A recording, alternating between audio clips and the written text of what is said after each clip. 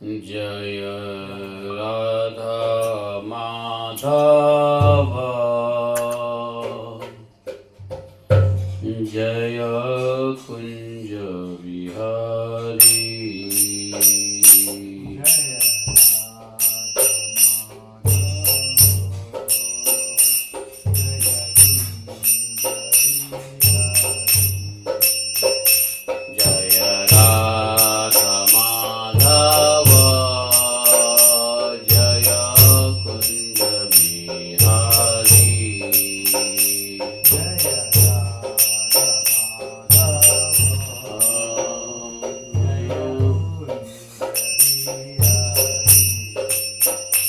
जय गोपी जन वल्लभ जय गिरिवराधारी जय गोपी जन वल्लभ जय गिरिवराधारी जय गोपी जन वल्लभ जय गिरिवराधारी जय गोपी जन वल्लभ जय गिरिवराधारी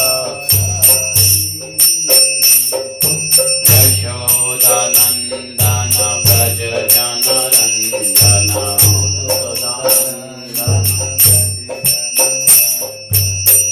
यशोदानंदन व्रज जनरंजन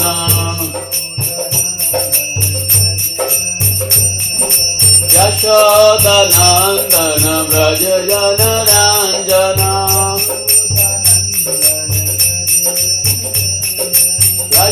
यशोदानंदन व्रज जनरंजन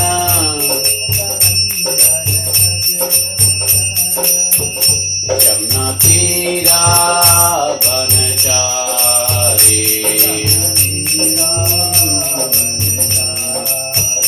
यमुना तीरा बनचारी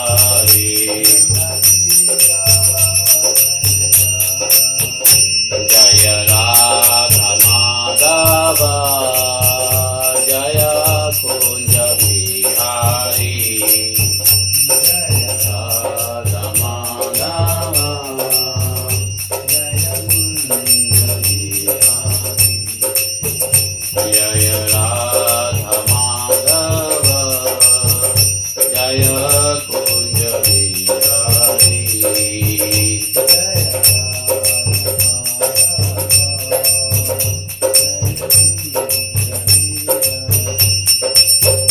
हरे Krishna Krishna Krishna Hare Hare Hare Ram Ram Ram Hare Hare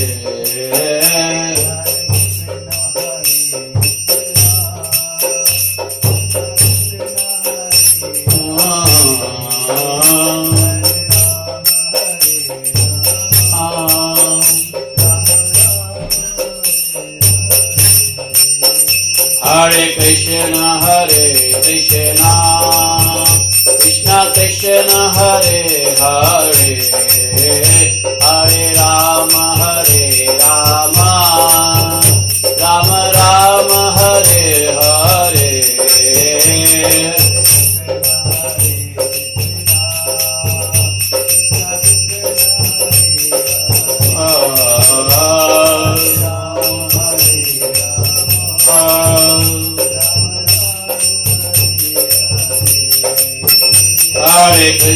Hare Krishna Krishna Krishna Hare Hare Hare Ram Ram Ram Hare Hare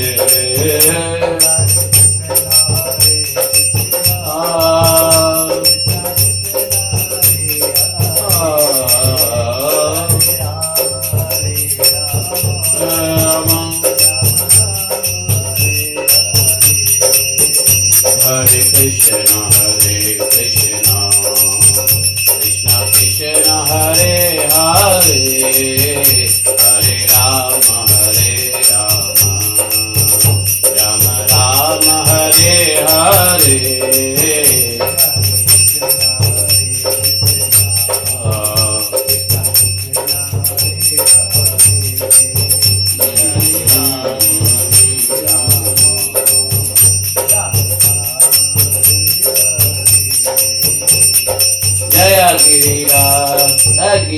Govardhan Jaya Giri Govardhan Giri Govardhan Jaya Giri Govardhan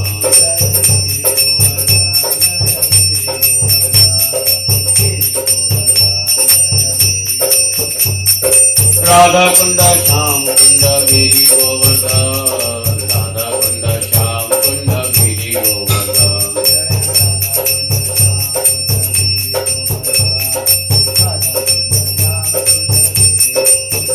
Jaya Krishna Balaram Krishna Balaram Krishna Balaram Jaya Vrindavana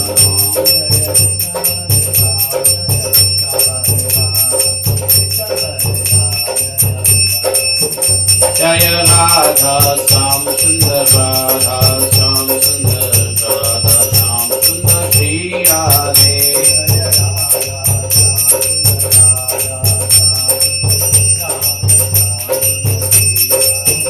Jaya Radhe Jaya Radhe Jaya Radhe Jaya Shri Radhe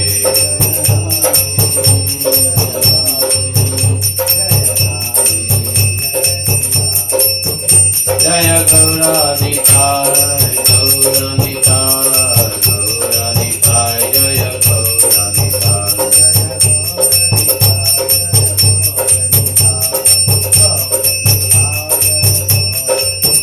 Jaya Prabhupada Jaya Prabhupada Jaya Prabhupada Jaya Gurudeva Jaya Prabhupada Jaya Prabhupada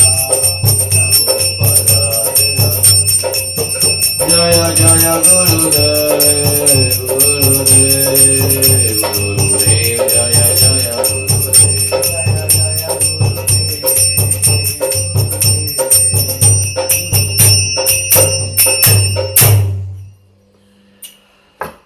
Om Namo Bhagavate Vasudevaya Om Namo Bhagavate Vasudevaya Om Namo Bhagavate Vasudevaya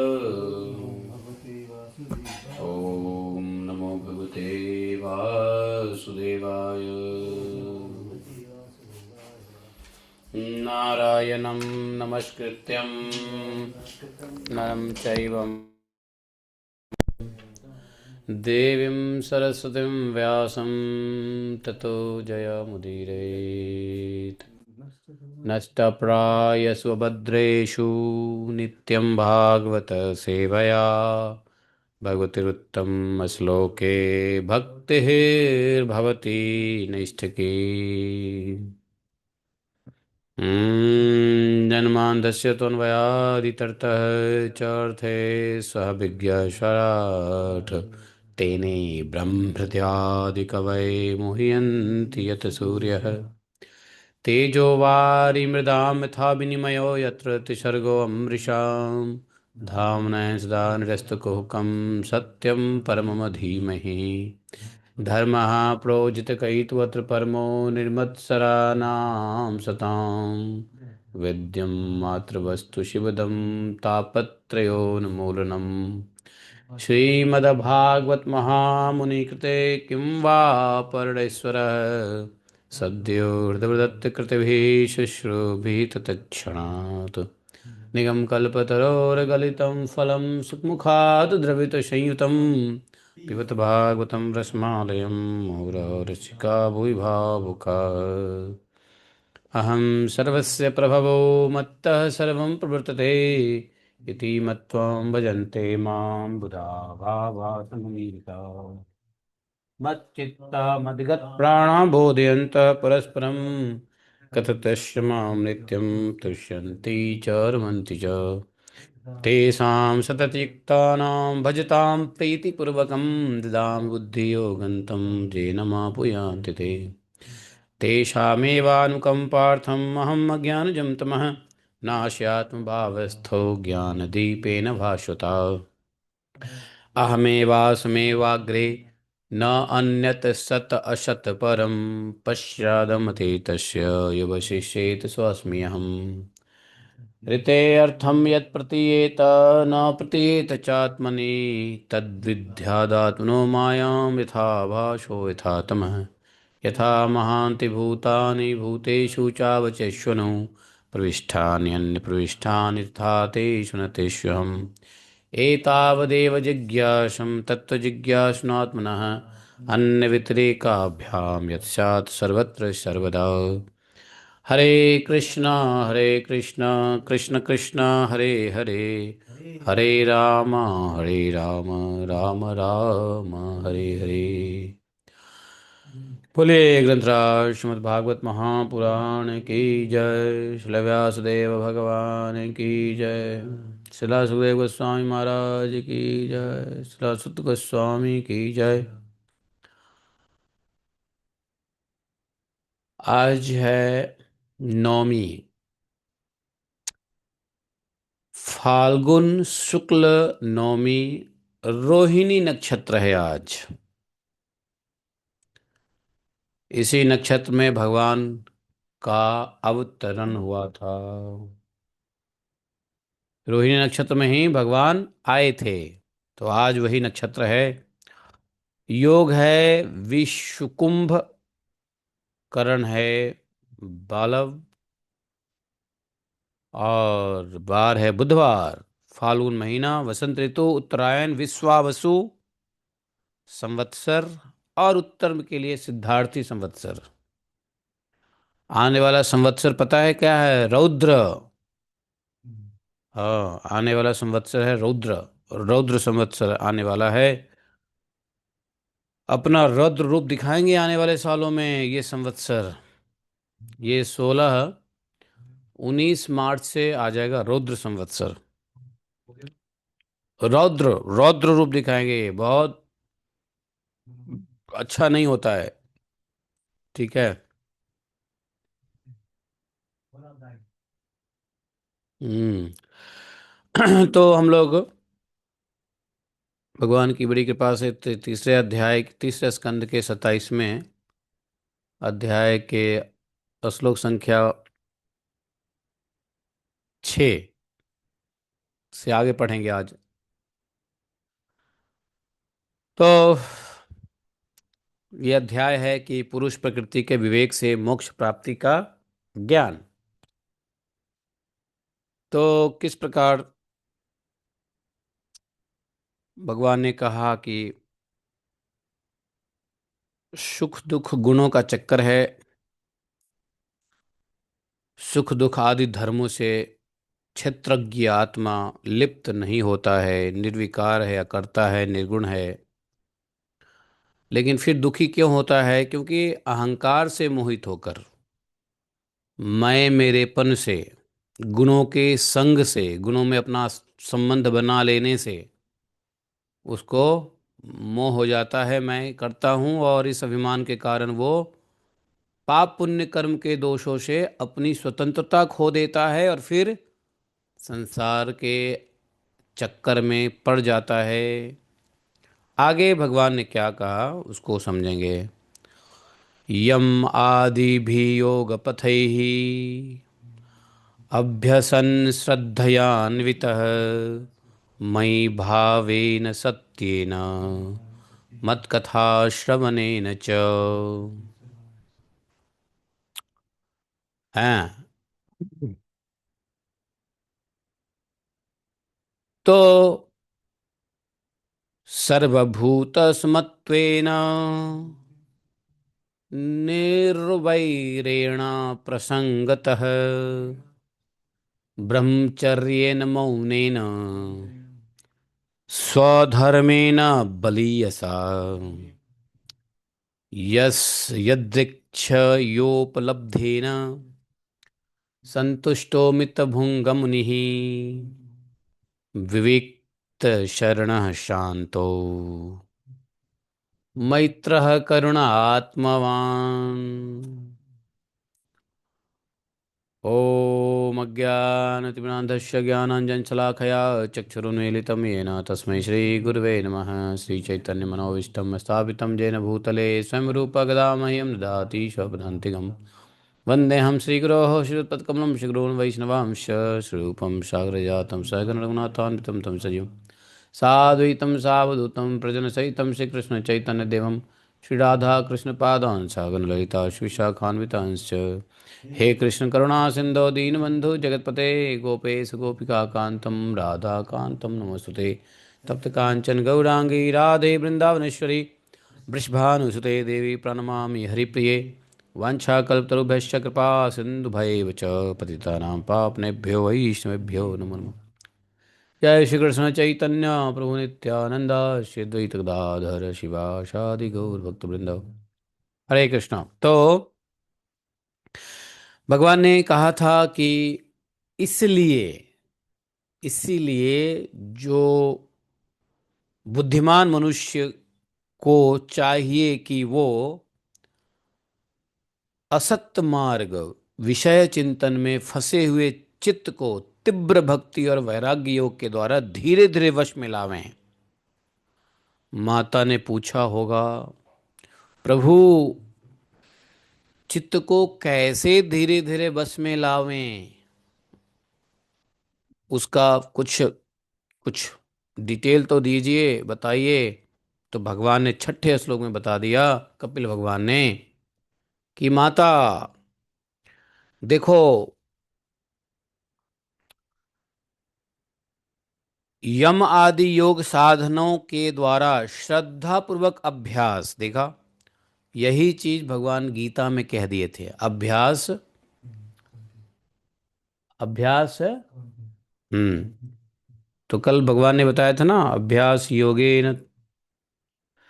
तो अभ्यास वहां पे जो गीता में कहा वो यहाँ पे स्पष्ट है छठे श्लोक में। यम आदि भी योग पथैः अभ्यासन, ये यम नियम आसन प्राणायाम प्रत्याहार धारणा ध्यान समाधि को यम आदि योग साधना कहा है। तो इस योग साधना को कैसे करना है? करना है अभ्यास, कैसे करना है? श्रद्धयान्वितः, श्रद्धा पूर्वक। चिंता मत करो, ये योग, ये अगला चैप्टर जो है उसमें अष्टांग योग की विधि, इसको और डिटेल में भगवान कपिल देव बताएंगे। ये 26 में 27 में 28 में चैप्टर में अभी बता रहे हैं कि कैसे तीव्र भक्ति योग और वैराग्य के द्वारा वश में हो। तो यम नियम आदि के द्वारा श्रद्धा पूर्वक अभ्यास करना, चित्त को बारंबार एकाग्र करते हुए मुझ में सच्चा भाव रखना, ठीक है, मेरी कथा श्रवण करना, समस्त प्राणियों में समभाव रखना, किसी से वैर न करना, आसक्ति का त्याग करना, ब्रह्मचर्य, मौन व्रत और बलिष्ठ स्वधर्म से जिसे ऐसी स्थिति प्राप्त हो गई है। बलिष्ठ मतलब क्या होता है? बलिष्ठ, बलिष्ठ मतलब, नहीं नहीं, बलिष्ठ मतलब बलि, बलि, बलि मतलब क्या होता है? अर्पित करना। बलि मतलब काटना। अरे बलि मतलब काटना नहीं, कोई भी चीज जब भगवान को अर्पित करते हैं उसको बलि कहते हैं। तो बलिष्ठ अर्थात भगवान को समर्पित किया हुआ। हाँ। तो बलिष्ठ स्वधर्म से अर्थात भगवान को समर्पित किया हुआ जो कुछ भी है सब भगवान को समर्पित कर दो, यही धर्म है। ऐसी स्थिति प्राप्त हो गई हो कि प्रारब्ध के अनुसार जो कुछ मिल जाता हो उसी में संतुष्ट रहें। परिमित भोजन करें, मित आहार, परिमित, इसी को कल क्या कहा, नेचुरोपैथी में क्या बोले, मित, मित भुक। परिमित भोजन करें, सदा एकांत में रहने रहने रहता है, शांत भाव है, और शांत स्वभाव, सबका मित्र है, दयालु और धैर्यवान है, प्रकृति और पुरुष के वास्तविक स्वरूप के अनुभव से प्राप्त हुए तत्व ज्ञान के कारण स्त्री पुरुत्र आदि वास्तविक पुरुष प्रकृति के वास्तविक स्वरूप के अनुभव से प्राप्त हुए तत्व ज्ञान के कारण स्त्री पुत्र आदि संबंधियों के सहित इस देह में मैं मेरेपन का मिथ्या ज्ञान नहीं रखता है, बुद्धि नहीं रखता, अभिनिवेश नहीं रखता है। बुद्धि की जागृत आदि अवस्था से भी अलग हो गया है और परमात्मा के सिवा और कोई वस्तु नहीं देखता है, वह आत्मदर्शी मुनि नेत्रों से सूर्य को देखने की भांति अपने शुद्ध अंतःकरण के द्वारा भगवान का साक्षात्कार कर उस अद्वितीय पद को प्राप्त हो जाता है जो देह आदि संपूर्ण उपाधियों से पृथक पृथक अहंकार मिथ्या वस्तुओं में सत्य रूप से भासने वाला जगत कारण भूता प्रकृति का अधिष्ठान महत आदि कार्य वर्ग का प्रकाशक और कार्य कारण रूप संपूर्ण पदार्थ में व्याप्त हो जाता है। थोड़ा इसको डिटेल से समझेंगे, ठीक है। तो ये जो है यहाँ पे कह दिया, मुक्त लिंगम सदाभासम सती प्रतिपद्यते संतो सतो बंधु समचक्षु सर्वानु स्यूत मद्वयम। तो करना क्या है, क्या कहना चाहते हो? तो कहना यह है, भगवान ने कहा कि योग साधन श्रद्धापूर्वक करना है, चित्त को बार बार मुझ में एकाग्र करने की कोशिश करनी है, यह भी अभ्यास है, श्रद्धापूर्वक अभ्यास। तो ये योग साधनों का अभ्यास क्यों करना है, यम आदि योग साधन, ताकि चित्त बार बार एकाग्र मुझ में किया जाए। तो चित्त को एकाग्र करने के लिए यम नियम करना जरूरी है। जी हाँ, यम नियम करना जरूरी है। चित्त को एकाग्र नहीं कर सकते हैं, शुद्ध चित्त ही एकाग्र होता है और शुद्ध चित्त एकाग्र नहीं होता है। तो शुद्ध चित्त एकाग्र करेंगे तब, शुद्ध चित्त होगा तभी एकाग्रता आएगी। इसलिए योग का अर्थ ही है योगश्चित्त वृत्ति निरोधा, महर्षि पतंजलि ने कहा है योगश्चित्त वृत्ति निरोधा। इसलिए चित्त की जो वृत्ति है, चित्त की वृत्ति क्या है, भगवान में नहीं लगना चित्त की वृत्ति है। इस वृत्ति को निरोध कर देंगे, हटा देंगे, अर्थात भगवान में लगा देंगे चित्त को, वही योग है। तो निरोध किसका, चित्त के वृत्ति का। वृत्ति क्या है चित्त का, संसार में लगे रहना। क्यों? क्योंकि आत्मा ने गुण को अपना स्वरूप समझ रखा है। तो इस चित्त की वृत्ति को निरोध करना ही योग है। यही यहाँ पे भगवान कह रहे हैं, चित्त को बार बार एकाग्र करो।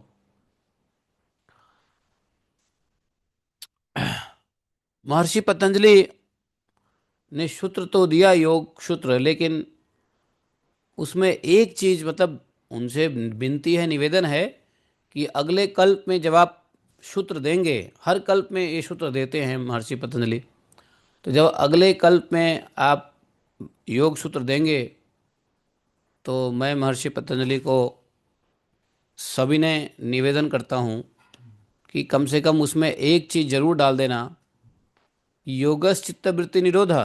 वो तो ठीक है, लेकिन उसमें यह भी बता दीजिए कि फिर योग को जब चित्त की वृत्ति को निरोध करना है तो किधर लगाना है। तो ये जरा स्पष्ट करके देंगे तो मायावादियों को ज़्यादा समझ में आएगा। नहीं तो मायावादी को लगता है कि योग चित्त वृत्ति, चित्त की वृत्ति जो है निरोध करना है, बाकी शून्य पे देखना है, पता नहीं क्या क्या देखना है, भगवान को हटा देते हैं। इसलिए पतंजलि, भगवान को पता नहीं हो या इतना उन्होंने सोचा नहीं होगा कि लोग इतने रास्कल हो जाएंगे या बुद्धू हो जाएंगे कि उनको पता ही नहीं होगा कि योग की चित्त की वृत्ति अगर संसार से निरोध होगा तो किधर होगा। तो लेकिन चलो, अगर लोगों की बुद्धि नहीं है तो अगले बार से आप स्पष्ट लिख देना कि संसार से वृत्ति और भगवान में प्रवृत्ति, योगस चित्त प्रवृत्ति ही है। तो वो दो चीज़ ऐड कर देंगे तो आसानी हो जाएगी। तो ये चित्त को बारंबार एकाग्र करने के लिए योग साधन की आवश्यकता है।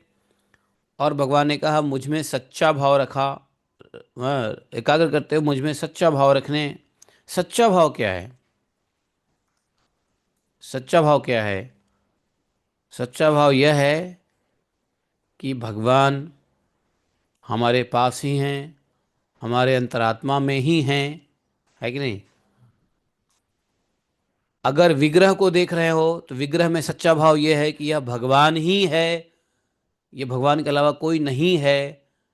है ना। विग्रह को देख के कभी मन में ये नहीं आना चाहिए ये पत्थर की मूर्ति है, जयपुर से बन के आया है नहीं, इसमें भगवान थोड़ी न है। अच्छा, भगवान को विग्रह में लोग देख करके भी भगवान नहीं देखते हैं, महसूस नहीं करते हैं भगवान हैं।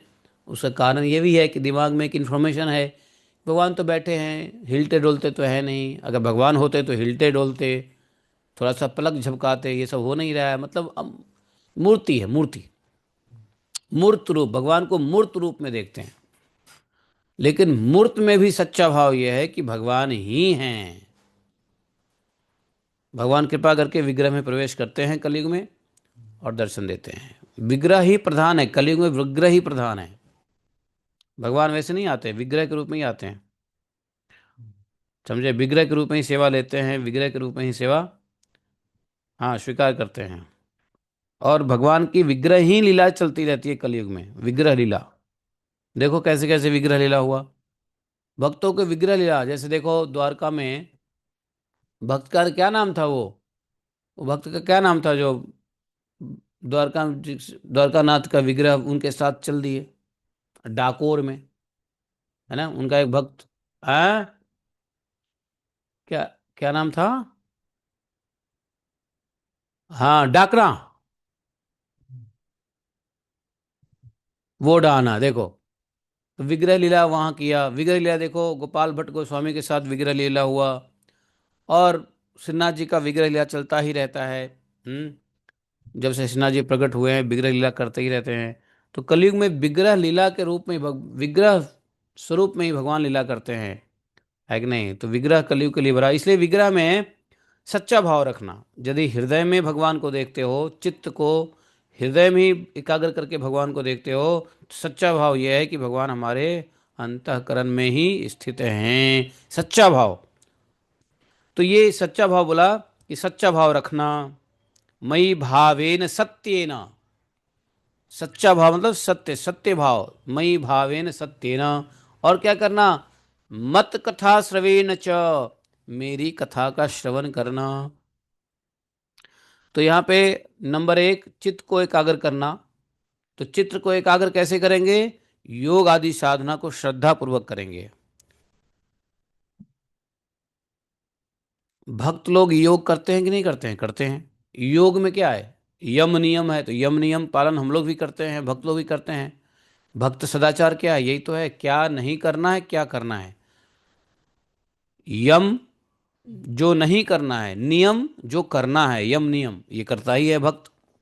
दूसरा आसन, आसन भी भक्त कर, एक जगह बैठ के जप करते हैं, एक जगह बैठ के भगवान का भजन करते हैं। तो आसन तो भक्त भी लगाते हैं, चाहे वो स्टैंडिंग पोज हो, चाहे वो सिटिंग पोज हो, चाहे वो डांसिंग पोज हो, नहीं, पोज तो भक्त भी लगाते ही हैं।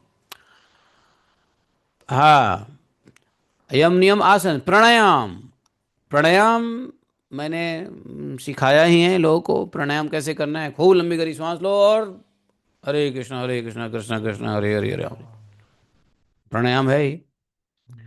और धारणा, प्रत्याहार, प्रत्याहार भक्त लोग कोशिश करते ही हैं कि विषय वासनाओं से इंद्रियों को दूर रखे।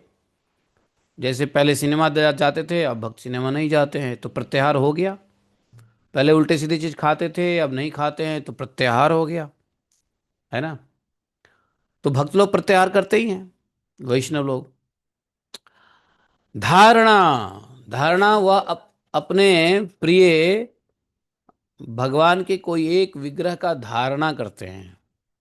मान लेते हैं कि मेरे तो गिरधर गोपाल, मेरे तो राधा मदन मोहन, मेरे तो राधा गोपीनाथ, मेरे तो राधा गोविंद देव।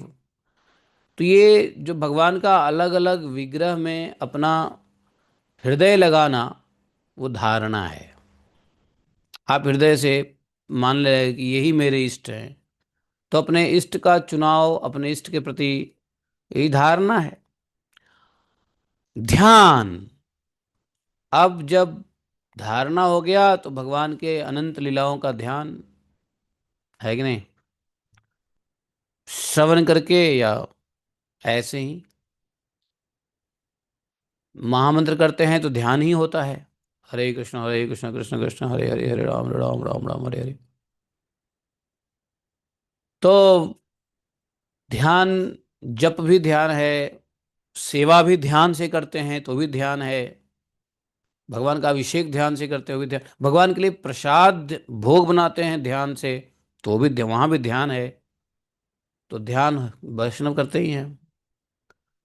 धारणा ध्यान और ध्यान, और इस प्रकार से ध्यान एक्चुअली क्या है?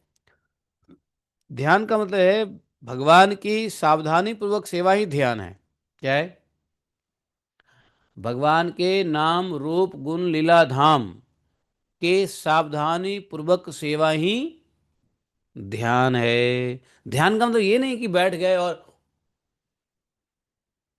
ध्यान कर रहे हैं, ये ध्यान है, लेकिन इससे उत्तम कहीं तरीके का ध्यान है। यदि इस ध्यान में भी भगवान की लीला का चिंतन हो रहा है तो बहुत अच्छी बात है, लेकिन उत्तम तरीके का ध्यान यह है कि भगवान के सेवा में ही, भगवान नाम रूप गुण लीला धाम के सेवा में सावधानी पूर्वक किया हुआ सेवा वो ध्यान बन जाता है।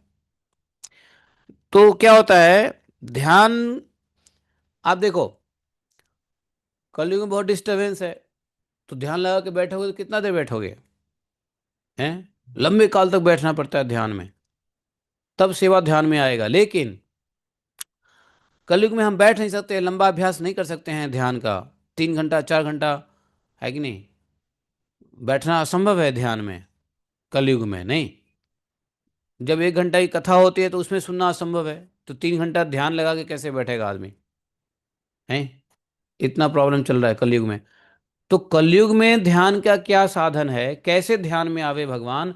तो सावधानी से जो सेवा करोगे भगवान का, 10 साल 20 साल 30 साल तक, तो वो ध्यान बन जाता है। कैसे, मैं बताता हूँ। जैसे मान लो एक व्यक्ति बहुत दिन से सेवा कर, जैसे मान लो ये माता जी हैं, जय श्री माता जी हैं और भी माताएं जी हैं, ये अपने ठाकुर जी की सेवा करती हैं। इनके पास ठाकुर जी है, गिरिराज जी हैं, और कौन कौन है? गिरिराज जी हैं, आपके पास गिरिराज जी हैं? श्रीनाथ जी का फोटो चित्रपट है, राधा गोविंद है, लड्डू गोपाल है और शालिग्राम। चलो, राधा गोविंद देव लड्डू गोपाल शालिग्राम, तो इनकी सेवा कितने सालों से कर रहे हो? नंबर ऑफ ईयर्स बता दो, 1 मिनट आइडिया के लिए। हाँ, 20 साल तो हो ही होंगे। ठीक है, 20 साल हो गए, बहुत बढ़िया, 20 साल हो गए। अब देखो, 20 साल हो गया, 12 साल में एक एक योजन होता है। 12 साल, 12 साल जो करते हैं ना, सेवा करते रहो तो वो सेवा सिद्धि हो जाती है। अब मान लो, आप एक काम करो, आप ऐसा करना मत, लेकिन मतलब कल्पना करो कि 20 साल से सेवा कर रहे हो ठाकुर जी का, और एक दिन सेवा नहीं करोगे या किसी वजह से सेवा नहीं हो पाएगी, तो क्या होगा मालूम है? मन से सेवा होने लगेगा। मान लो, मान लो बीमार पड़ गए, ऐसा नहीं हो, लेकिन मान लो भाई शरीर है, एक दिन तो शरीर को खत्म होना ही है, नहीं होना है? मेरे को बड़ा हाँ, तो जब जब देखो, जब 20 साल से सेवा करते हैं और जब सेवा करते करते किसी भी वजह से, ग्रहण की वजह से या शरीर में स्वास्थ्य ग्रहण की वजह से, है कि नहीं, या शरीर के अंत काल में भी जब हम नहीं सेवा कर पाते हैं फिजिकली, व्यवहार से सेवा नहीं, तुम क्या होता है, मन से सेवा होने लग जाता है। क्योंकि आपने वो अभ्यास किया है सेवा का, तो मन से सेवा होने लग जाता है। और जब मन से सोचोगे हम ठाकुर की सेवा कर रहे हैं, तो मन बड़े आराम से फॉलो करेगा सेवा का। क्यों? क्योंकि मन से आप सेवा 20 साल से करने का अभ्यास कर चुके हो। तो व्यवहारिक सेवा से मानसिक सेवा मैनिफेस्ट होना बहुत आसान हो जाता है कलयुग में। इसलिए भगवान की सेवा कुशलता पूर्वक, सावधानी पूर्वक करते रहो, वही ध्यान बन जाता है, वही ध्यान है। जैसे एक व्यक्ति से पूछो, परिक्रमा कर रहे हैं, वो अभी 12 14 साल से परिक्रमा कर रहे हैं। जैसे अभी सुरेश प्रभु है, ये कई 1 साल 2 साल हो गए होंगे परिक्रमा लगाते हुए, डेली लगाते हैं। अब इनको अगर ये बैठ के मन में परिक्रमा लगाएंगे ना, तो बड़ा आसानी से इनका ध्यान में परिक्रमा हो जाए। क्यों? इनको एक एक इंच इंच का पता है, कहाँ से कहाँ जाते हैं, किधर से क्या है, किधर ब्रेकर है, किधर ईंटें ऊंचा है, किधर पत्थर है, कितने रोड़े हैं, कितने कंकर हैं, कहाँ क्या है, ये सब जो है इनको एक एक पता होता है। इसलिए जब भी आराम से बैठो, जब नहीं, मान लो पूछो इनसे, जब अगर गुड़गांव गए या कहीं गए, नहीं अगर सेवा कर पाते हैं गिरिराज परिक्रमा की, तो अगर आंख बंद कर लें या ऐसे ही ध्यान कर लें आंख खोल के भी, तो गिरिराज जी के पथ पे ये चलते हुए अपने आप को देखेंगे। क्योंकि ये चलते चलते व्यवहार से ध्यान बदल बन जाता है, व्यवहारिक सेवा से मानसिक सेवा कन्वर्ट हो जाता है कि नहीं। तो इसलिए कलयुग में सबसे आसान तरीका यह है कि ध्यान नहीं लगा सकते हो, इसलिए अपने क्रियाओं को भगवत सेवा में लगा दो सावधानी पूर्वक, यही ध्यान हो जाता है। मतलब प्रैक्टिकली समझो ये आसन प्राणायाम ध्यान धारणा समाधि, ये सब प्रैक्टिकली समझो, कलयुग के लिए, कंटेम्पररी एज के लिए, आजकल की भाषा में समझो, समझे ना। तो ये सब ध्यान बन जाता है इसलिए। और जो लोग सेवा छोड़ के कहेगा कि मैं ध्यान कर रहा हूं, उसका मन तो और इतना चंचल हो जाएगा कि पागल हो जाएगा वो, है कि नहीं।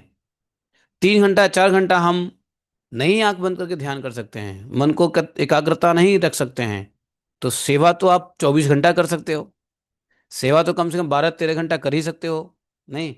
अब जब खाओगे तो भगवान को के लिए भोग लगाओगे, वो सेवा हो गया, कीर्तन करोगे, जप करोगे, थोड़ा परिक्रमा करोगे, धाम भ्रमण करोगे, तो ये 24 घंटा सेवा हो गया व्यवहार से, नहीं, तो अपने आप ध्यान में हो जाएगा। तो इसलिए यहां पर भगवान ने कहा, तो इसलिए भक्त क्या करते हैं, भक्त ध्यान भी करते हैं, और ध्यान करते करते समाधि की स्थिति आ जाती है। समाधि की स्थिति कैसी होती है, समाधि किसको कहते हैं, कि सेवा करते करते जब भक्त का भाव ऐसा बन जाता है कि उनको ठाकुर जी ही दिखने लग जाते हैं, कि नहीं नहीं नहीं मेरे ठाकुर जी ही है, उनको ठाकुर जी ही दिखता है। अब दुनिया को कुछ और दिखेगा, लेकिन उनको अपना ठाकुर जी दिखेगा। उनका सारा हाव भाव, जैसे रोना धोना, तो ये समाधि की स्थिति में क्या होती है, अष्ट शत विकार उत्पन्न हो जाता है। नयनम गलधश्रुधारया, वदनम गदगद रुद्धया गिरा, पुलकय निस्तम बपू कदा, ये होने लग जाता है। फिर क्या होता है, इतना भावुक हो जाता है भक्त सेवा करते करते ध्यान में, कि वो जब रोने लग जाए, कभी हंसने लग जाए, कभी गला रुद्ध जाए, कभी रोम रोम खिल जाए, तो ये सब भाव विकार सत्व विकार उत्पन्न होता है। सत्व विकार भाव का सत्व विकार है ये, असत विकार नहीं है, सत्व विकार है। तो ये जो सत्व विकार है, ये सत्व विकार उत्पत्ति होता है, तो कैसे उत्पत्ति होता है, ये सत्व विकार उत्पन्न होता है, ये समाधि की स्थिति है। समाधि, इसी को समाधि कहते हैं भक्ति योग में, है कि नहीं। तो समाधि ऐसे ही लगता है। तो जिसको ये अष्टविकार सत्विकार नहीं, अष्ट सत्विकार उत्पन्न हो जाता है शरीर में, तो समाधि की स्थिति आ जाती है। जैसे चैतन्य महाप्रभु ऐसे ही उनकी समाधि की स्थिति बनती थी, है कि नहीं। तो और भी बहुत सारे भक्त हैं। तो बताओ, ये जो यम नियम आसन प्राणायाम प्रत्याहार धारणा ध्यान और समाधि की जो स्थिति है, ये वास्तव में वैष्णव के साथ है कि नहीं है, ये अष्टांग योग वैष्णव के लिए है कि नहीं है। दूसरा लोग अष्टांग योग को फॉलो करेगा, वैष्णव ऑटोमेटिकली अष्टांग योग वैष्णव से होता रहता है। वैष्णव कल्चर ही ऐसा है, भगवत भागवत कल्चर ही ऐसा है कि अष्टांग योग अपने आप होता है विदाउट पेइंग अटेंशन। बाकी मायावादियों में क्या होता है, अष्टांग योग को अटेंशन दे के करते हैं वो, लेकिन यहां पे भक्त करते हैं उनको पता ही नहीं चलता है, स्वाभाविक हो जाता है। इसलिए प्रभुपाद जी ने अपने परपट में लिखा है कि Ashtanga yoga system is for Vaishnava only. Actually Ashtanga yoga system is for Vaishnav only. एक काम करो, आप आप देखो चैप्टर नंबर 28 के पहले श्लोक के परपट देखो। एक सेकेंड। हाँ, हरे कृष्ण प्रभु, मैं कथा में हूँ। राधे राधे, मैं कथा में हूँ, बताइए अर्जेंटली है कुछ? कौन बीच वाला? कौन है बीच वाला? वो क्या कह रहा है आपको?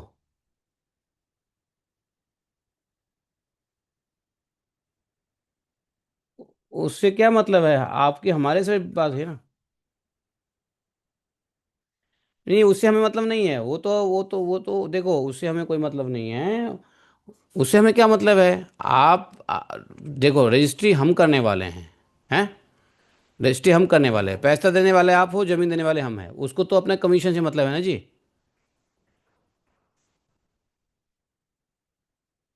ना। हाँ, वो अजाई वाला बदमाश है। थोड़ा सा बदमाशी करता है वो, उसको मैं लूंगा खबर दिन में। नहीं, वो राजपाल बहुत बदमाश है। वो उसको कोई ज़्यादा ऑफर कर रहा होगा ना, इसलिए वो डमाडोल कर रहा होगा। वो कौन होता है? एग्रीमेंट हमने किया है। वो कौन होता है सौदा कैंसिल करने वाला? पागल ही है वो। खैर, तो प्रभुपाद जी कहते हैं कि Ashtanga yoga system is for Vaishnav only. अब ये बात लोगों को पता नहीं है कि नहीं? अष्टांग योग को लोग गलत तरीके से लेते हैं, इवन कि भक्त कम्युनिटी में भी समझते हैं कि अष्टांग योग, यम नियम, आसन, प्राणायाम क्या है? ये माया है, मायावादी। ये सब कुछ नहीं, माया नहीं है, न मायावादी है। जबकि प्रभुपाद जी ने पहले श्लोक के परपट में क्लियर लिखा हुआ है, प्रभुपाद जी ने, कि this is for Vaishnav only. Ashtanga Yoga तो वैष्णव स्वाभाविक रूप से करते ही हैं, कर ही रहे हैं। अष्टांग तो योग तो स्वाभाविक रूप से वैष्णव कर ही रहे हैं। उनको अलग से उनको अटेंशन की जरूरत नहीं है। हो ही रहा है, लेकिन भगवान वही कह रहे हैं यहाँ पे। और इसके अलावा क्या करना है? देखो, इसके साथ साथ किसी से वैर नहीं करना है। आसक्ति को त्यागना है। बहुत अधिक आसक्ति, ऐसी आसक्ति जो भगवत प्रोग्रेस में विरुद्ध है, जो भगवान की भक्ति, जो आसक्ति भगवान के भक्ति में अवरोधक है, ऐसी आसक्ति छोड़ना चाहिए। लेकिन जिस आसक्ति से भगवान की भक्ति में वृद्धि होवे, ऐसी आसक्ति नहीं छोड़ना चाहिए। तो यहाँ पे बहुत डिफरेंटली समझना पड़ेगा कि आसक्ति का त्याग का मतलब ये नहीं कि सभी प्रकार की आसक्ति। जो हमारे भक्ति के लिए अनुकूल है, उस आसक्ति को हम नहीं छोड़ेंगे। जो भक्ति के प्रतिकूल है, उसी को छोड़ना है।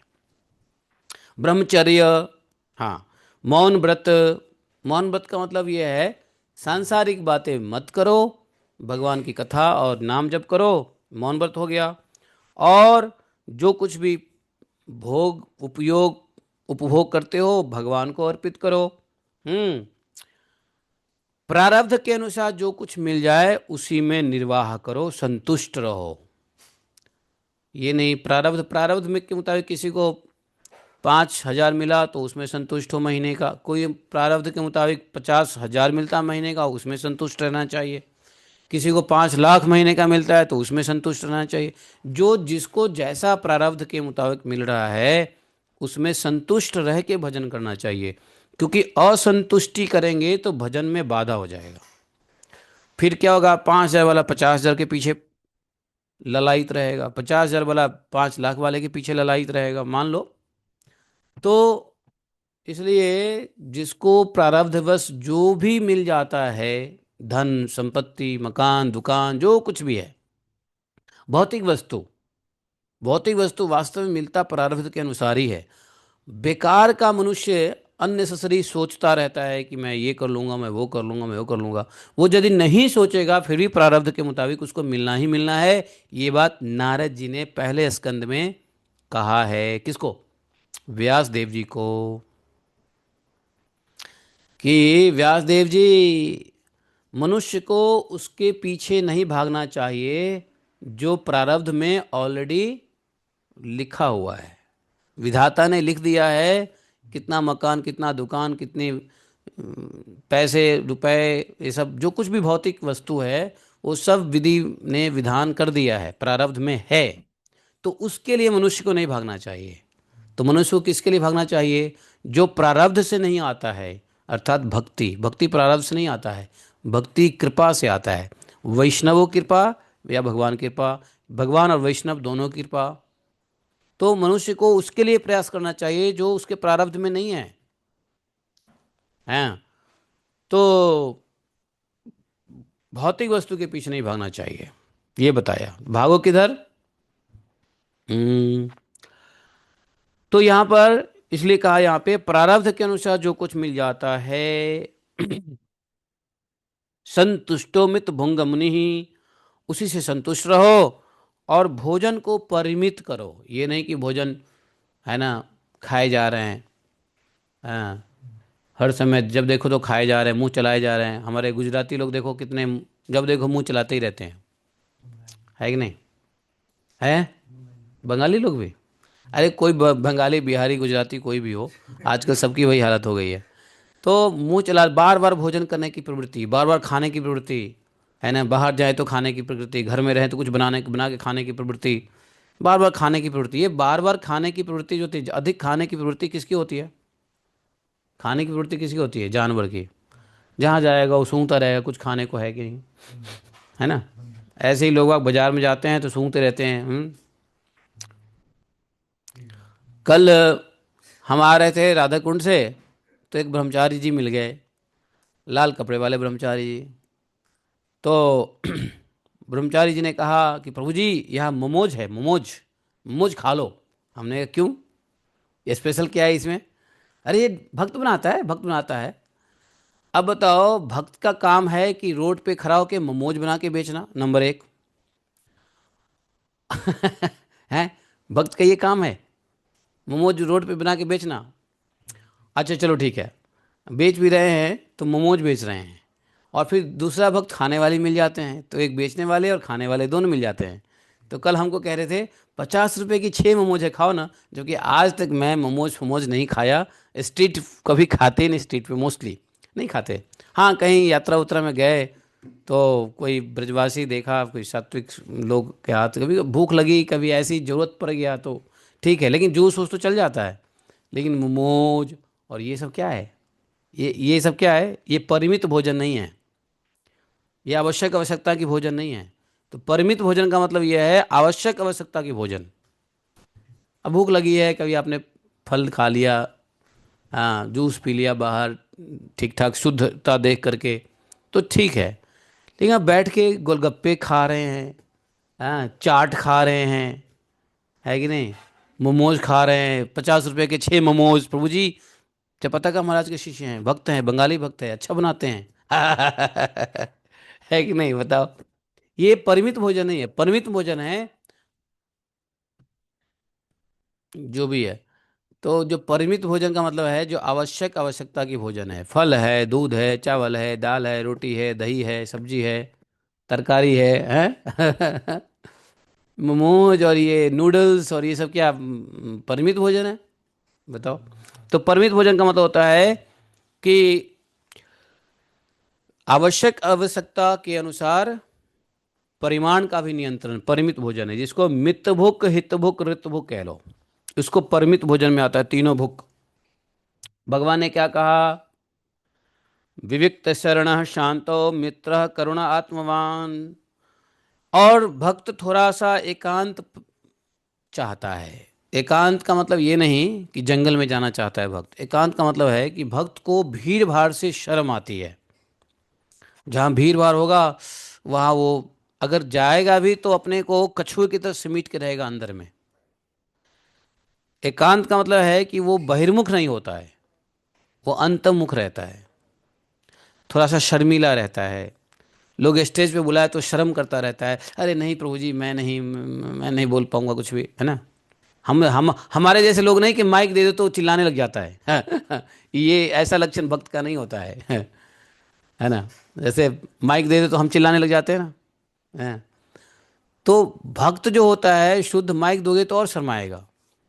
भीड़ भाड़ में बुलाओगे तो, है ना, 10 लोगों के बीच में बुलाओगे तो वो बेचारा जाना नहीं चाहेगा, जाएगा भी तो झुक के जाएगा।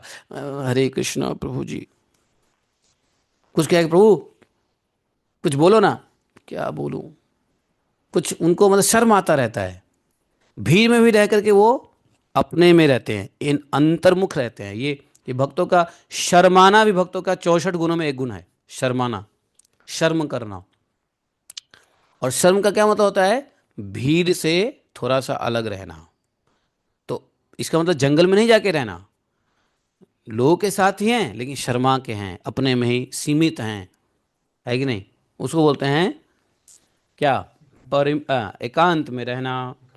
हाँ, वैसे वहाँ पे एकांत में रहने की बात जो कह रहे हैं ना, उसको कह रहे हैं कि विविक्त शरण, शांतो मैत्र करुण आत्मवान। और वो शांत है, दयालु होता है, और सबका मित्र होता है। और जो तत्व ज्ञान है, तत्व ज्ञान से प्राप्त, तत्व ज्ञान हो जाता है पुरुष प्रकृति तत्व ज्ञान, ये पुरुष प्रकृति का वास्तविक तत्व ज्ञान होता है। वो फिर ऐसे भक्त मैं मेरेपन के चक्कर में ज़्यादा नहीं रहता कि ये मेरा है, मेरा बेटा, मेरा बेटी, मेरा धन, मेरा संपत्ति, मेरा ये, मेरा वो, स्त्री पुत्र आदि सांसारिक संबंधियों में ज़्यादा मैं मेरेपन का मिथ्या अभिनिवेश नहीं करता है।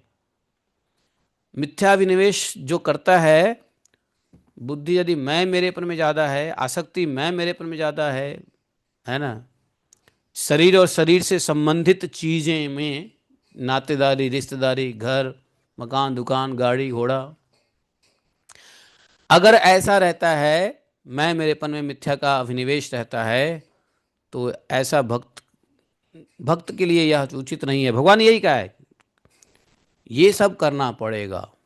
हम्म। और भक्त के लिए बताया क्या है कि परमात्मा के सिवा, भगवान के सिवा और कोई वस्तु नहीं देखता। ज्ञानेन दृष्टतत्वेन प्रकृते पुरुषस्य च निवृत्तः बुद्ध्यवस्थानो दूरीभूतानन्य दर्शनः उपलभ्यत आत्मात्मानं चक्षुषे वार्क मादृशत। बोले कि भगवान ऐसे, जहाँ पर भगवान के अलावा कुछ दिखता ही, उसको कोई वस्तु ही नहीं दिखता है, ऐसे भक्त को भगवान हृदय में ही, अंतःकरण में ही साक्षात्कार करवाते हैं। वह अद्वितीय ब्रह्मपद को प्राप्त करता है। ठीक है। जो मुक्त लिंगम क्या हो जाता है फिर? मुक्त लिंगम, देखा, देह आदि भाव से ऊपर उठ जाता है, अलग हो जाता है। उपाधि, उपाधि देह से संबंधित होती है तो उपाधि शून्य हो जाता है। सदा भासम सती प्रतिपद्यते। और अहंकार आदि मिथ्या वस्तु में सत्य रूप से भासने वाला, हाँ, सतो बंधुम चक्षु सर्वानुस्य द्वयम। तो इस प्रकार से उपाधि शून्य, अहंकार शून्य, मिथ्या वस्तुओं का सत्य रूप में भासने वाला, जगत कारभूता, प्रकृति का अधिष्ठान, महत् कार्य प्रकाशक, कार्य कारण स्वरूप, इन संपूर्ण पदार्थों में जो व्याप्त होता है, इस सब का भाव। तो ये जो है ना, बताया कि देखो मैया, ये करना पड़ेगा, ऐसे करना पड़ेगा। इसका एक एग्जाम्पल दे दिया, बोला कैसे, ये सब कैसे हो? तो बोले जिस प्रकार जल में पड़ा हुआ सूर्य, दोबारा से देखो, जैसे शुरू में सूर्य की बात बताया ना, वही यहाँ बताया। जिस प्रकार जल में सूर्य का प्रतिबिंब दीवार पर पड़े हुए अपने आभास से संबंध देखा जाता है, और जल में दिखने वाला प्रतिबिंब से आकाश से सूर्य का ज्ञान होता है। तो जल में यदि अगर सूर्य दिख रहे हैं, इसका मतलब है कि सूर्य आकाश में है, जब तो जल में दिख रहा है। अगर सूर्य आकाश में नहीं है तो जल में नहीं दिखेगा। और यदि जल में सूर्य नहीं प्रतिबिंबित हो रहे हैं, तो मतलब सूर्य आकाश में भी नहीं है। तो उसी तरीके से कह रहे हैं कपिल देव भगवान कि माता, ये ठीक उसी प्रकार से ये जो तीन प्रकार का अहंकार है ना, ये अहंकार देह इंद्रिय मन में स्थित अपने प्रतिबिंबों से लक्षित होता है। तीन प्रकार का अहंकार कौन सा है? वैकारिक, राजस और तामस। तो तीनों प्रकार के अहंकार देह, इंद्रिय और मन में स्थित अपने प्रतिबिंबों से लक्षित होता है, और फिर वही सत्य परमेश्वर के प्रतिबिंब युक्त उस अहंकार के द्वारा सत्य ज्ञान स्वरूप परमात्मा का दर्शन होता है। तो मन, इंद्रिय और देह, बोले कि इससे प्रतिबिंबित होता है। जैसे कोई व्यक्ति चल रहा है, कोई व्यक्ति जीवित है, तो जीवित है इसका मतलब है, आप क्या समझते हो कि यह इसके अंदर आत्मा है। अगर वही वस्तु नहीं चल रहा है, मतलब वही व्यक्ति नहीं चल रहा है, तो क्या समझोगे? आत्मा नहीं है। तो आत्मा होने और नहीं होने का तो ज्ञान हो रहा है, क्योंकि वो चल रहा है तो आत्मा है, और यदि नहीं चल रहा है तो आत्मा नहीं है। तो आत्मा होने और नहीं होने का तो ज्ञान हो रहा है, लेकिन फिर वो आत्मा आत्मा का साक्षात्कार क्यों नहीं हो रहा है? तो बोले कि यह साक्षात्कार होगा कब? जब इस अहंकार को सत अहंकार में बदल दोगे। असत अहंकार में अनुभूति हो रही है, लेकिन सत अहंकार में साक्षात्कार होने लगेगा। और इसलिए कहा कि सत्य परमात्मा के प्रतिबिंब युक्त उस अहंकार के द्वारा ही सत्य ज्ञान स्वरूप परमात्मा सत्यनारायण का दर्शन होता है। इस इसके लिए, होने के लिए क्या करना है? यही जो पहले बताया। अभी अभी अभी अभी आत्मा का साक्षात्कार नहीं है, भगवत साक्षात्कार नहीं है, लेकिन भगवान की मौजूदगी तो पता चलता है कि नहीं चलता है? हम्म। तो सूर्य का प्रतिबिंब जल में है, तो जल को देखोगे तो ज्ञान होगा कि सूर्य है, लेकिन वास्तव में सूर्य को नहीं देख रहे हो। हम किसी व्यक्ति को देखते हैं या अपने को देखते हैं, तो हम आत्मा को नहीं देख रहे होते हैं, देख रहे होते हैं शरीर को। उसी प्रकार देख रहे होते हैं जल को, लेकिन यह पता ज्ञान होता है कि आत्मा है, मतलब सूर्य है। तो देख रहे होते हैं हम शरीर को, तो यह पता है कि इसके अंदर आत्मा है, हमारे अंदर आत्मा है, लेकिन आत्मा नहीं दिखता। तो आत्मा देखने के क्या करोगे? सूर्य को देखने के लिए क्या करोगे? आकाश की ओर देखोगे, अपनी दृष्टिकोण घुमाओगे। तो जब तक दृष्टिकोण वस्तु पे है, तो ब्रह्म साक्षात्कार नहीं हो सकते। जब वस्तु से दृष्टिकोण को हटा के तत्व को देखोगे, तो भगवान का साक्षात्कार होगा। जैसे जल को देखोगे, प्रतिबिंब से जल की ज्ञान होगा, लेकिन वहां से दृष्टि को आकाश में ले जाना पड़ेगा। कितना? ठीक उल्टा, 180 डिग्री उल्टा, 180 डिग्री उल्टा। जब दृष्टि को ले जाओगे ऊपर, नीचे से ऊपर, तब जाकर के ऊपर में वास्तविक सूर्य दिखेंगे। तो उसी प्रकार से यहाँ पे भगवान इंडिकेट कर रहे हैं, संकेत कर रहे हैं, बड़ा गूढ़ रहस्य बता रहे हैं कपिल देव भगवान, कि माता दृष्टिकोण बदलनी पड़ेगी। अभी कौन सी दृष्टिकोण है? अभी भौतिक दृष्टिकोण है, अभी सांसारिक दृष्टिकोण है। इस दृष्टिकोण को बदल के तत्व में ले जाओ। और तत्व में ले जाने का तरीका क्या है? यही है, यम आदि भी योग पथई अभ्यास श्रद्धान्वित मयि भावेन सत्येन मत मत कथा श्रवणेन च। आपकी दृष्टिकोण कब बदलेगी मैया?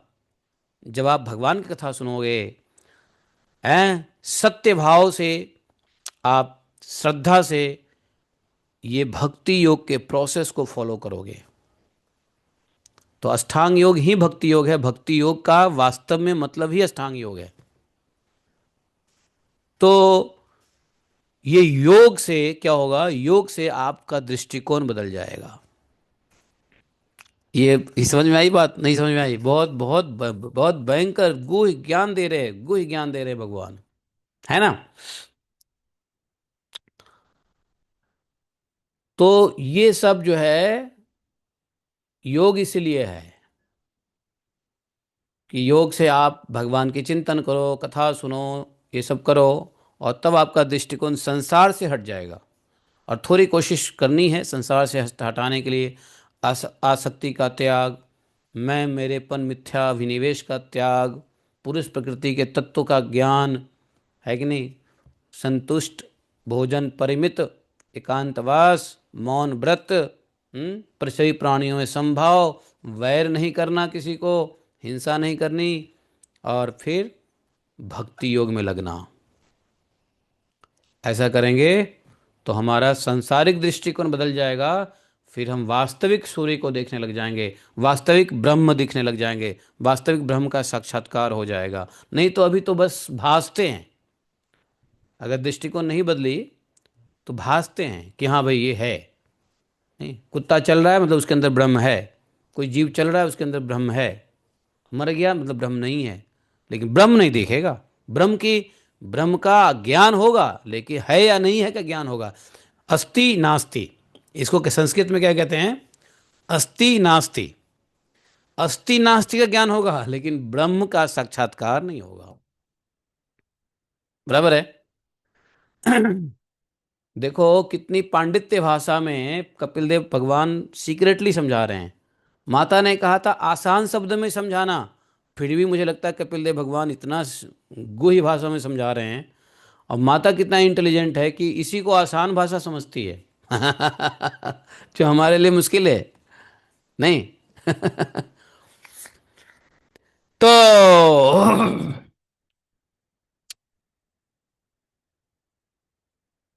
हाँ, फिर क्या है? ये कौन से श्लोक पे हम थे? मन्यमानस्तदा आत्मन मन अष्टो नष्ट वृन्मृषा नष्टे अहंकारणे त्रष्टा नष्ट वित्त इवातुरः। हो हे भगवान, कितना ज्ञान भरा पड़ा है यहाँ। हम्म देखो, अभी यहाँ पे कह दिया सुषुप्ति के समय, 15वें श्लोक में कह दिया सुषुप्ति के समय। तो सुषुप्ति क्या है? सुषुप्ति है जागृत अवस्था में यह आत्मा भूत सूक्ष्मादि दृश्य वर्ग के दृष्टा के रूप में स्पष्ट अनुभव में आता है। किंतु जब हम सुषुप्ति में होते हैं तो अपने उपाधि भूत अहंकार का नाश होने से यह भ्रमबस अपने को ही नष्ट हुआ मान लेता है। और जिस प्रकार धन का नाश हो जाने पर मनुष्य अपने को भी नष्ट हुआ मानकर अत्यंत व्याकुल हो जाता है, यहां तक कि सुसाइड भी कर लेता है, उसी प्रकार वह भी अत्यंत विवश होकर नष्टवत हो जाता है। एक बार और श्लोक पढ़ेंगे तो और अधिक समझ में आएगा।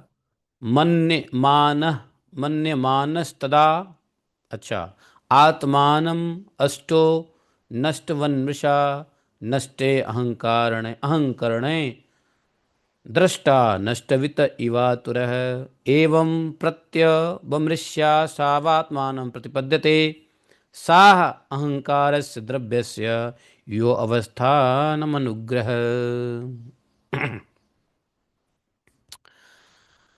मतलब इन सब बातों का मनन करके विवेकी पुरुष अपने आत्मा का अनुभव कर लेता है और से अहंकार के सहित संपूर्ण तत्व का अधिष्ठान और जो प्रकाशक है। तो बोला माता जी, जो बुद्धिमान पुरुष होता है वो इन सब बातों का मनन करके आत्मा का अनुभव कर लेता है। तो यहाँ पर कौन सी बात की मनन करनी है? कौन सी बात को मनन करके आत्मा का अनुभव कर लेता है? पुरुष प्रकृति के तत्व ज्ञान और भगवत ज्ञान, और ये सब जो ज्ञान दे रहे हैं, खास करके जब व्यक्ति यह जब यदि वह विचार करे कि वास्तव में जो हम दुखी हो रहे हैं, अपने को नष्ट महसूस कर रहे हैं, धन के नष्ट होने से, पुत्र के नष्ट होने से, अपने किसी सगे संबंधियों के मरने नष्ट होने से, कुछ भी नष्ट होने से जो समझता है कि मेरा नुकसान हुआ है, वास्तव में वह सुषुप्ति की अवस्था में है। जागृत अवस्था की यह लक्षण नहीं होती है। क्योंकि जागृत अवस्था में ये सब अनुभव में आता है, लेकिन सुषुप्ति अवस्था में अनुभव में नहीं आता। सुषुप्ति अवस्था में व्यक्ति शरीर से संबंधित किसी चीज़ के नुकसान को अपना नुकसान मानता है और उसके लिए फिर रोता भी है, उसके लिए अपने को डिस्टर्ब करता है, यहाँ तक कि लोग अपना जीवन भी अंत कर लेता है। तो रहना किधर है? भगवान ने कहा कि जागृत अवस्था में।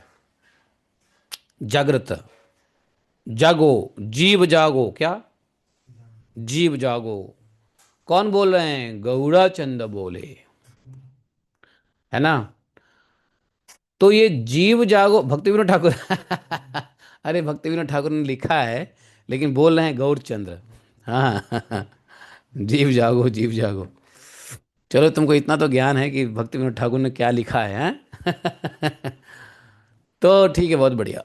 सुनते सुनते ऐसे ही होते है कथा में, हम जो सुनते हैं तो कथा सुनते हैं तो यही बात है। ठीक है। तो यहाँ पर जो है हम लोग, भगवान कह रहे हैं कि क्या करना है? विवेकी पुरुष जब जागृत अवस्था में होता है तो आत्मा का अनुभव कर लेता है, सुसुप्ति अवस्था में होता है तो भ्रम की अवस्था में होता है कि नहीं।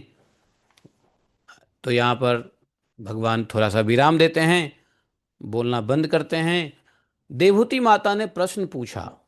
देवहूति ने, देवहूतिर्वाच पुरुषं प्रकृति ब्रह्मन् विमुच्यति करहिचित् अन्यो अन्यपाश्रयात्वाच्च नित्यत्वादनयो प्रभु।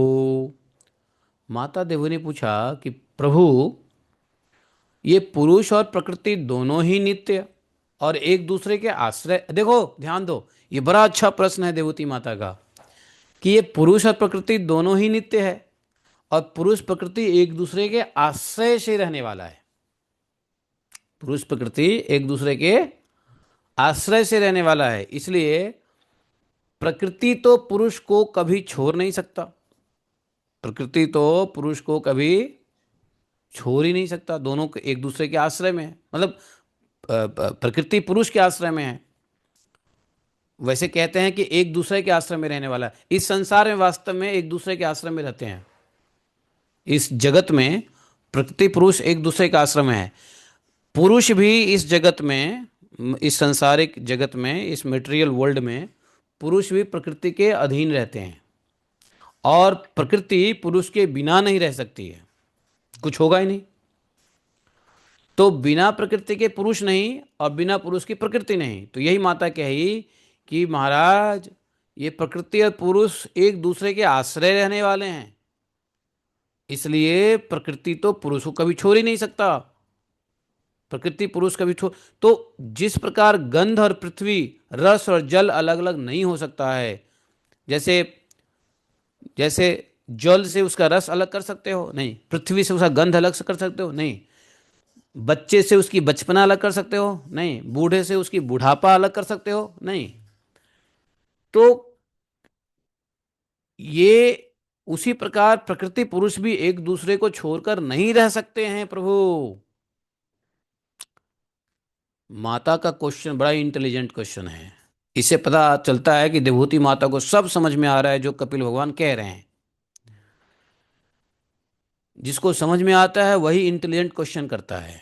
तो देवहूति माता कह रही है कि इसलिए जिनके आश्रय से अकर्ता पुरुष को यह कर्म प्रबंधन, जिनके आश्रय से अकर्ता पुरुष को यह कर्म बंधन प्राप्त हुआ है, उन प्रकृति के गुणों के रहते हुए उसे कैवल्य पद कैसे प्राप्त होगा? बताओ। तो प्रकृति के आश्रय से आत्मा अकर्ता है, तो यह कर्म बंधन प्राप्त हुआ है, तो उन प्रकृति को गुण के रहते हुए कैवल्य पद कैसे प्राप्त होगा? ये समझ में नहीं आ रही माता को। जब एक दूसरे के आश्रित है तो वही प्रकृति के रहते हुए कैवल्य पद कैसे हो सकता है? यदि तत्व का विचार करने से भी कभी यह संसार बंधन का तीव्र भय निवृत्त हो भी जाए, मान लो तत्व का विचार कर लिया और हमने हिम्मत बना करके संसार का भय त्याग दिया, बाय द वे, अगर संसार का भय अगर निवृत्त समाप्त हो भी जाए तो भी उसके निमित्त भूत प्राकृत गुणों का अभाव न होने से वह भय फिर उपस्थित हो जाएगा। तो एक बार हम ज्ञान ले लेंगे तो हम निर्भय हो जाएंगे, लेकिन फिर प्रकृति में ही हैं तो दोबारा से वो भय उपस्थित होगा ही। ऐसा होता ही है कि जब हम गुरुजनों के संग में रहते हैं, भागवत के संग में रहते हैं, तब तक तो भय नहीं रहता है, लेकिन जैसे ही ये संग छूटता है, अलग होते हैं, तो हमें फिर से संसार का भय आने लग जाता है।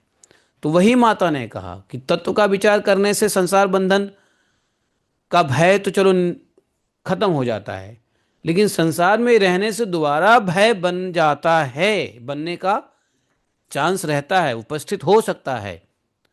तो इसको समझाइए कि कैवल्य प्रश्न क्या है फिर। माता जी प्रश्न क्या है, तो प्रश्न ये है, कट इन शॉर्ट, कि प्रकृति के गुणों के रहते हुए कैवल्य कैसे मिल सकता है, ये बताइए, ये प्रश्न है। प्रकृति के गुणों के रहते हुए कैवल्य कैसे मिल सकता है। भगवान ने क्या कहना, वह व्यक्ति मोक्ष प्राप्त कर लेता है। मोक्ष मतलब क्या, कैवल्य। तो बोले कि प्रकृति के रहते हुए कैवल्य कैसे प्राप्त कोई कर सकता है, ये प्रश्न है। और बाकी जो माता पूछ रही है वो प्रश्न का सपोर्टिंग मतलब लॉजिक है।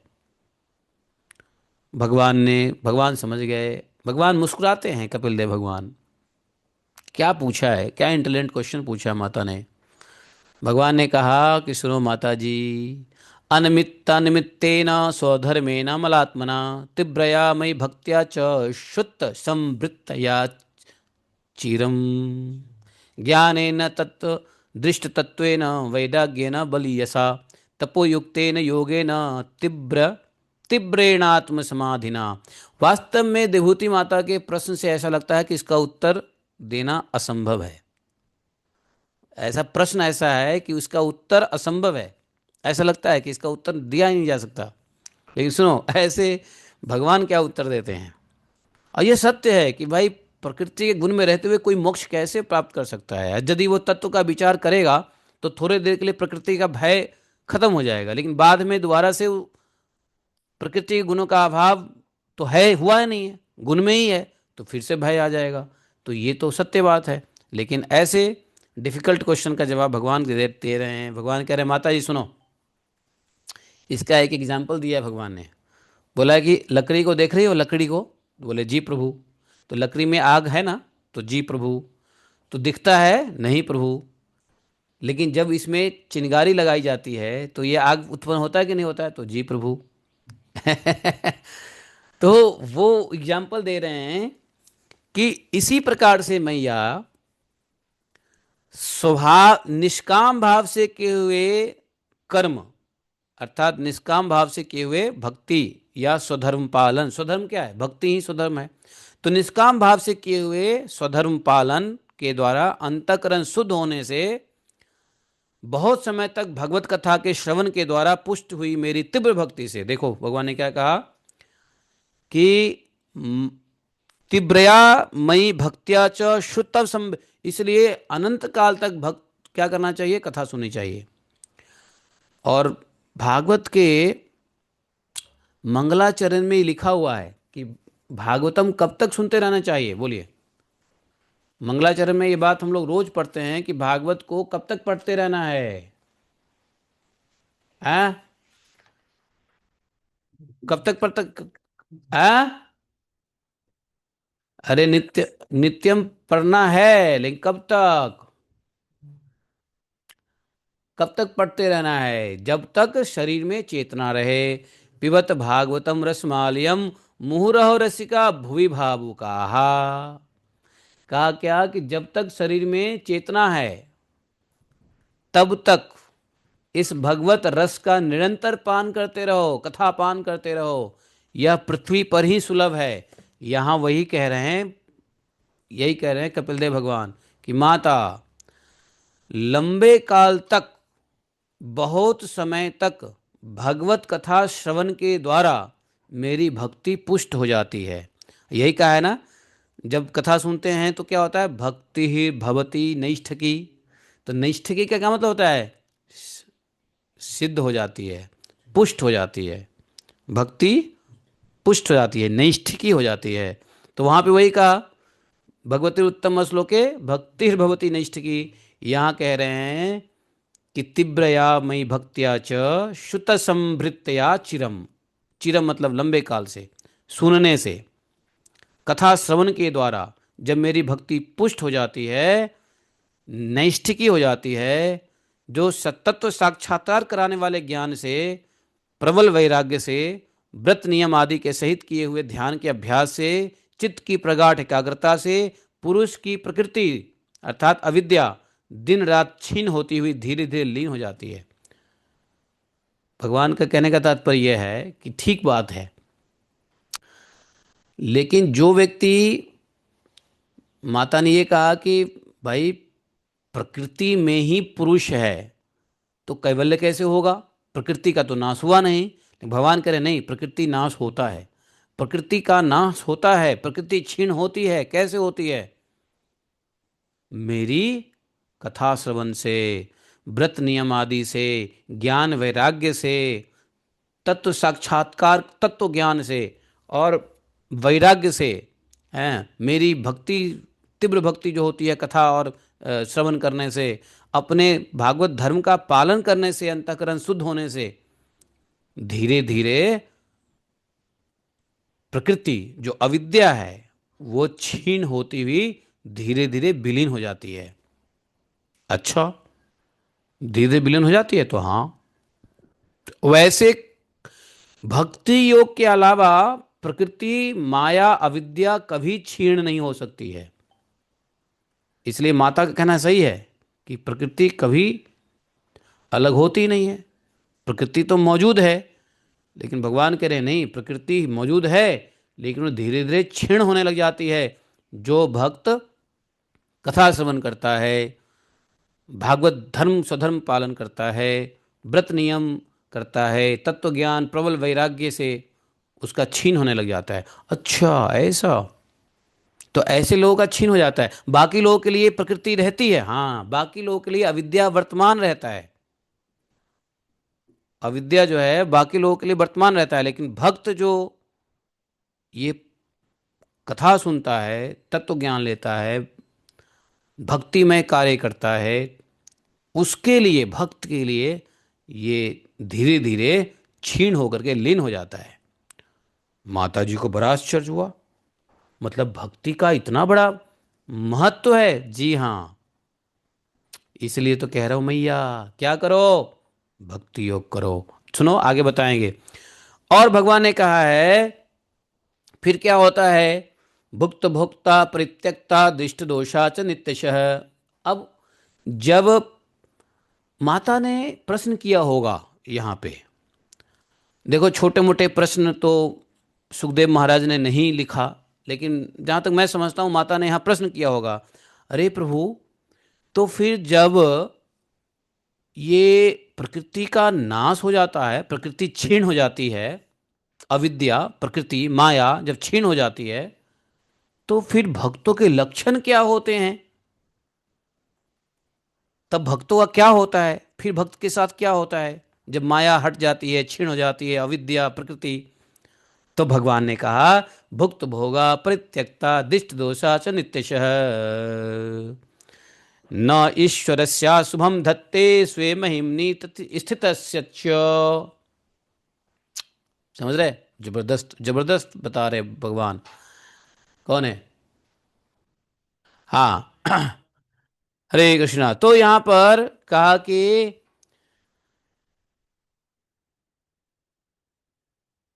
श्री राधे, हाँ, नित्य प्रति दोष दिखने से भोग कर त्यागी हुई वह प्रकृति अपने स्वरूप में स्थित और स्वतंत्र बंधन मुक्त हुए उस पुरुष का कुछ भी नहीं बिगाड़ सकती। तो बोला कि जब ऐसा होता है, भक्ति छीन हो जाती है, अच्छा सॉरी क्या बोलते हैं, माया अविद्या प्रकृति जब छीन हो जाती है, तो वह कुछ भी नहीं बिगाड़ पाता। किसका? भक्त का। मतलब कुछ नहीं बिगाड़ पाता, उस पुरुष का, आत्मा का कुछ नहीं बिगाड़ पाता। जैसे सोए हुए पुरुष को स्वप्न में कितने ही अनर्थों का अनुभव करना पड़ता है, परंतु जग जाने पर उस स्वप्न के अनुभवों से किसी प्रकार का मोह नहीं होता, उसी प्रकार जिसे तत्व ज्ञान हो गया है मैया, जो निरंतर मुझ में मन लगाए रहता है, उस आत्माराम मुनि का प्रकृति कुछ भी नहीं बिगाड़ सकती।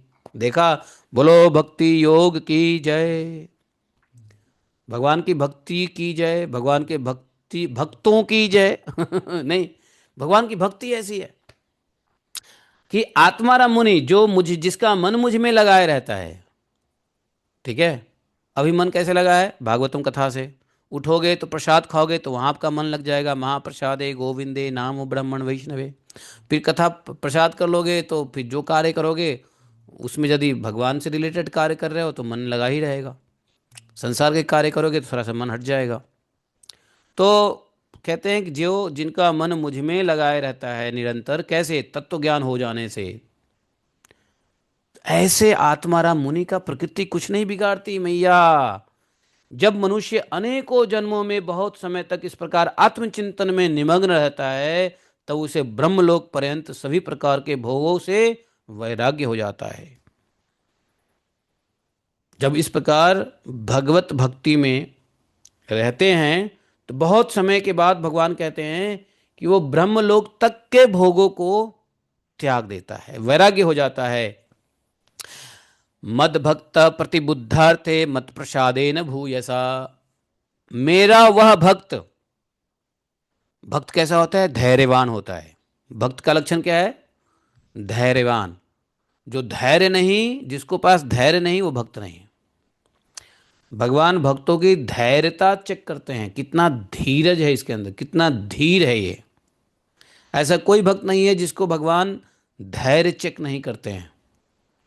तो बोलते हैं मत भक्ति प्रतिबुद्धार्थे मत प्रसादे न भूयसा निःश्रेयसम स्व संस्थानम कैवल्याख्यम मद आश्रयम। अरे मैया, मेरा वह धैर्यवान भक्त मेरी ही कृपा से, मेरी ही अति कृपा से तत्व ज्ञान प्राप्त करके आत्मा अनुभव के द्वारा अपना सारा डाउट्स क्लियर कर देता है, सारा संशय से मुक्त हो जाता है। और फिर क्या होता है? लिंग देह का नाश होने पर, अर्थात संस्कार का नाश हो जाता है। भक्त का नाश नहीं होता, संस्कार का नाश होता है। लिंग देह मतलब संस्कार, संस्कार का नाश हो जाता है। और जब संस्कार का नाश होता है, फिर मेरे ही आश्रित अपने स्वरूप भूत कैवल्य संज्ञक, कैवल्य नाम के मंगलमय पद को सहज प्राप्त कर लेता है। मैया, मेरे आश्रित रहते हुए, मया आश्रितम, मेरे आश्रित रहते हुए वो कैवल्य प्राप्त कर लेता है। जहां पहुंचने पर, जहां पहुंचने पर योगी फिर लौटकर नहीं आता।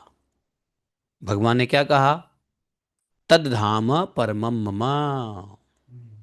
हम्म। तो उस जगह से लौट करके योगी नहीं आता है, भक्त नहीं आता है। एक बार जब मेरे उस परम मंगलमय पद को, कैवल्य संज्ञक जिसका नाम कैवल्य है, वो वापस नहीं आता। माता जी, यदा न योगोपचिता सुचेतो मैया सुसिद्धस्य विसत जनते संग। बोला कि सुनो मैया, यदि योगी का चित्त योग योग साधन से बढ़ी हुई मायामयी, ये जो अष्टांग योग है ना, अणिमा आदि सिद्धियों में जिनकी प्राप्ति का योग के सिवा दूसरा कोई साधन नहीं है, नहीं फंसता है, वह तो मेरा अविनाशी पद प्राप्त करता है जहां मृत्यु। भगवान ने यहाँ ये कहा अंतिम श्लोक में कि जब व्यक्ति योग मार्ग में आता है तो उसके पास कई प्रकार की सिद्धियां आ जाती है, कई प्रकार की सिद्धियां आ जाती है। जो भक्त उन सिद्धियों में नहीं फंसता है वो मेरे अविनाशी पद को प्राप्त होता है। लेकिन जो भक्त सिद्धियों में फंस जाता है वो फिर से संसार में चला जाता है, क्योंकि जो भगवान का अविनाशी पद प्राप्त नहीं करेगा तो संसार में ही रहेगा। चाहे ब्रह्मलोक से लेके आ ब्रह्म भुवना लोका कहीं भी रहे, लेकिन ब्रह्मलोक हम, मेरा अविनाशी पद वो प्राप्त नहीं करेगा जहां पर मृत्यु की दाल भी नहीं गड़ती है। अत्यांत की यत न मृत्यु हास का, इसको क्या बोला? अत्यांतिक कल्याण। यहां लिखा हुआ आत्यांतिकी। प्रलय कितने प्रकार के होते हैं?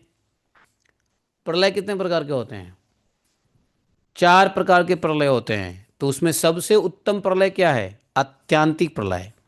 पहला होता है नित्य प्रलय, नैमित्य प्रलय, प्राकृत प्रलय और आत्यांतिक प्रलय। तो आत्यांतिक प्रलय का मतलब क्या हुआ? भगवान का अविनाशी पद प्राप्त करना। ठीक है, वहां से कोई वापस नहीं आता है, उसको भगवान ने यहाँ कहा आत्यांतिकी यत्र न मृत्युहास। वहां पे मृत्यु होता ही नहीं है। बाकी नित्य नैमित्त प्रकृत सब जगह मृत्यु है, आत्यांतिकी में मृत्यु नहीं होता है। अब कपिल भगवान ने यहाँ पर इतना समझा दिया। यहाँ तृतीय स्कंद आज समाप्त हो गया, सॉरी, तृतीय स्कंद का 27वां अध्याय समाप्त हो गया और 28वां अध्याय है।